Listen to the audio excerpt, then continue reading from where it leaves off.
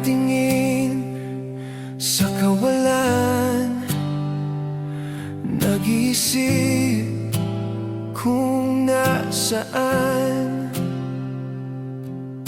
Ninais kong mawala ang iniisip, ngunit bakit tila gising pa ang isip?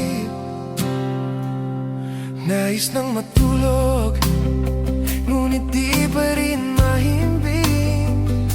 Ang daming iniisip, at sa susunod ano ang gagawin? Mukhang puyat na naman, hindi makatulog ang isa dyan.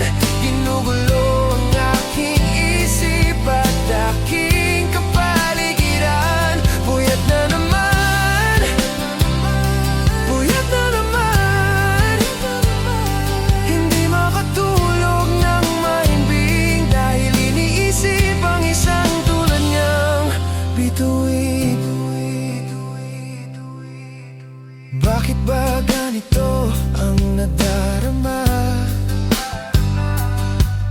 Pinipilit kong ipikit ang mga mata, pero isip ko'y punong-puno pa. Ako ay nahihirapan na. Paano ba ito mawawala? Nais nang matulog, ngunit di pa rin mahimbing.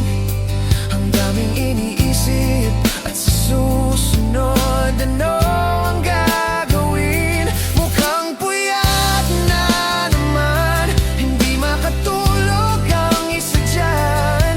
Ginugulo ang aking isip at aking kapaligiran.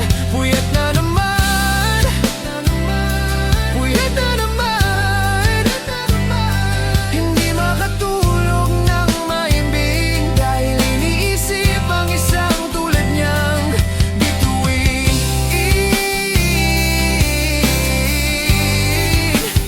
Bituin. Puyat na naman dahil sa kanya, puyat na naman wala akong magawa.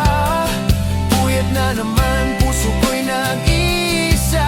Puyat na naman, hanggang kailan kaya?